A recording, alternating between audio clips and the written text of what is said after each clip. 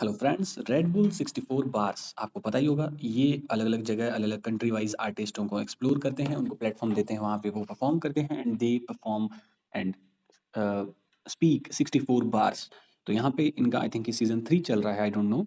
Last year का season 2 का playlist ये रहा, तो मैंने अभी एक्सप्लोर करा एंड मेरे अकॉर्डिंग मुझे जो मैं अपना इनिशियल इंप्रेशन देना चाहता हूँ। मैंने कुछ सुने हैं, कुछ नहीं सुने तो जज मत कीजिएगा। आप भी अपने फ़ेवरेट या जो मैं गलत कर रहा हूँ, गलत समझा हूँ या फिर आपको लग रहा है और डिटेल में जा भाई इसमें, तो वो मुझे कमेंट कर दीजिएगा। कर्मा का जो था वो मैंने सुना, मुझे नॉर्मल लगा।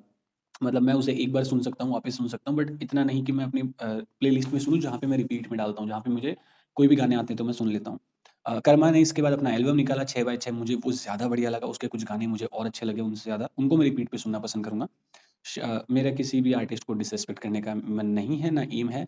अ, मैं जस्ट उनके आर्ट को एंड उनके पर्सनैलिटी को अलग रखता हूँ। Karma and all other artist, everyone is a great artist. उनके नए-नए गानों पे नए-नए व्यूज़ हैं, बस वही बात है। नेक्स्ट है मुंबई की पैदाइश श्रेयस जीरो चिल। मुझे ये बहुत अच्छा लगा, मेरे लिए फर्स्ट टाइम है इन दोनों को सुनना, मुझे बहुत मज़ा आया। अ, और पैंथर का मुझे ओके-ओके लगा, वही कर्मा जैसा मामला। कुछ पार्ट अच्छा, कुछ पार्ट थोड़ा नॉर्मल या इनके लेवल पे, मतलब इनसे एक्सपेक्टेड ज़्यादा था बिकॉज़ इन्होंने बैक में ऐसे गाने दिए हैं, तो उन गानों के कंपैरिज़न में या जो लेवल मेरा माइंड में इनके लिए बन गया है, जो सुनते-सुनते, मैं इनके लिए जिस लेवल पे रेडी हो चुका हूँ, अब वो लेवल पे मुझे वो नहीं लगा।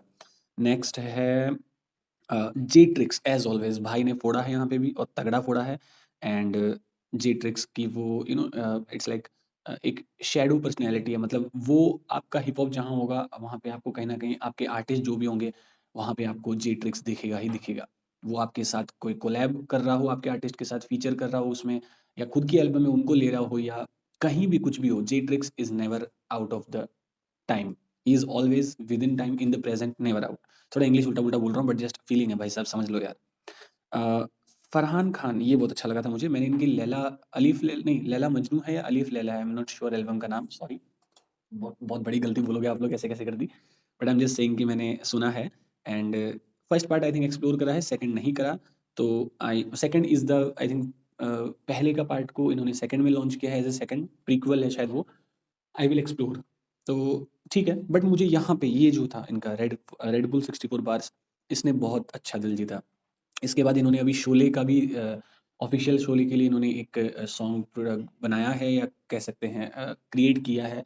वो भी अच्छा है, मुझे अच्छा लगा। मुझे लगता है मुझे उसे थोड़ा और 2-3 बार सुनना पड़ेगा। मैंने सुना है काफ़ी बार, और थोड़ा सुनना पड़ेगा, तब जाके हो सकता है या तो मैं उसे डिसाइड कर पाऊँ कि उसे लिस्ट में लेना है मेरी, या फिर नहीं लेना है। मेरी लिस्ट होती है माइनस में, मतलब आपको उससे फ़र्क नहीं पड़ना चाहिए, आपकी लाइफ़ में वो माइनस इम्पोर्टेंस रखनी चाहिए। ठीक है? लिस्ट सबकी होती है, आपकी भी होगी। कोई फ़र्क नहीं पड़ता, अपनी-अपनी लिस्ट है। अभी के हिसाब से ऐसा लग रहा है, कल क्या पता कल लिस्ट में हो, कल को क्या पता नहीं हो, तो वो बात है। Farhan Khan, but huge appreciation, because मुझे ये अवतार इनका इस तरफ देखने को मिला, जो इतना फटाफट रैप एंड बहुत अच्छा रैप एंड अग्रेशन वाला। मोस्टली वो थोड़ा जो उनका एल्बम थे दोनों, पार्ट 1 पार्ट 2, वो एक थीम बेस्ड थे कि ठीक है, इनको एक लव स्टोरी, बिट्रेयल, या फिर कह सकते हैं अब प्यार नहीं मिलना मिलना and all those good memories, bad memories वाले पार्ट को एक्सप्लोर करता है। बट एज़ एन आर्टिस्ट इनसे अगर अ, जब किसी को सुनना हो, तो ये इंडिपेंडेंट जो एक गाना अलग से इनका सुन सको, तो ये है आई थिंक। सो एंड करण कंचन ने कमाल का काम किया सभी में, मोस्टली जिन-जिन में ये हैं। नेक्स्ट हमारे पास हैं यहाँ पे, अभी विजय डीके का मैंने नहीं सुना है, सबसे ज़्यादा व्यूज़ इसके हैं, बट आई एम अफ्रेड कि मैंने नहीं सुना अभी तक, आई विल लिसन, फिर मैं बताऊँगा कैसा लगा। आप बता सकते हैं अगर मैंने कोई मिस किया हो, और फिर भी अगर आपको लगे कि कुछ और ऐसा है जो बढ़िया है, तो आप बता सकते हैं। जो मुझे अच्छा-बुरा लगा मैंने बता दिया, आप अपना कमेंट कर सकते हैं। या ये जैसे मेरे लिए रेड बुल 64 बार्स, मुझे आइडिया था कॉन्सेप्ट का, बट मैंने कभी प्रॉपर्ली इसको फ़ॉलो नहीं किया इतना। मेरे लिए ये वाला सीज़न ही है जिससे मैं इंट्रोड्यूस हो रहा हूँ प्रॉपर्ली एंड मैं आर्टिस्ट को एक्सप्लोर कर रहा हूँ यहाँ पे जो परफ़ॉर्मेंस दे रहे हैं। आर्टिस्ट ने नहीं, उनके गानों को, इस वाले पे जो परफ़ॉर्म कर रहे हैं 64 बार्स पे। पिछली सीज़न मैंने नहीं सुनी, हो सकता है मैं सुन लूँ, उसके बाद आपको बताऊँ कि इस सीज़न शायद पूरा ही मतलब पिछली सीज़न से भी बेटर है या फिर नहीं बेटर है, तो that is a different part. आप लोगों से थोड़ा इसमें मुझे आइडिया लेना है, that's why I am just submitting this as a direct video and leaving it for you guys the platform to discuss, and I will further explore and take on your comments and follow the advice or any detail that I missed, yeah, thanks you, मिलते हैं। And simply मुझे लगता है मैं इनके ऊपर reaction दे सकता था जब मैंने इनको सुना, बट एज अ फैन जब मैं बैठता हूँ ऑल्सो, तो मुझे लगता है मैं अपने स्पेस में अकेला सुनना ज़्यादा पसंद करता हूँ और मैं जब सुनता हूँ, कुछ चीज़ें मुझे लगता है कि मैं सुनने के बाद जब मेरे पास एब्ज़ॉर्ब हो गई हैं, उसके बाद जब मैं उनको आपके सामने प्रेज़ेंट करूँगा, तो I will be better at judging the part. Judging is like I am sorry I will be better at sharing my views on that. Yes. हाँ, judging is a very bad word, I should not use. जैसे रोहन करियप्पा ने एक word use करता है वो, that is very important and मैं भी use करना चाहूँगा subjective. Yes, great word. So वो एक पॉइंट है।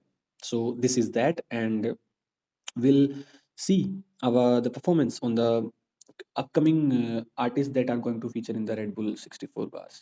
Yes. हाँ. Okay, okay, okay. So मिलते हैं and let me know in the comments anything that I missed or you want to add. Thank you.